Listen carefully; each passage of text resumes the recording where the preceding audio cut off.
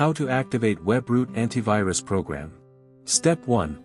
Open the web browser and visit the official Webroot website. Step 2. Enter the email ID and the product key code, and click Next. Step 3. Click Download Now and wait for the download to complete. Step 4. Double-click on the downloaded file to open it. Step 5. Enter your product key code, then click Agree and install. Step 6. Click Yes in the User Account Control window. Step 7. It'll automatically start scanning. Step 8.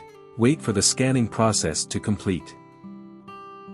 For more such help and information, visit us at www.antivirustales.com or call us at +1 857 557 6826 +44 161 791 4591.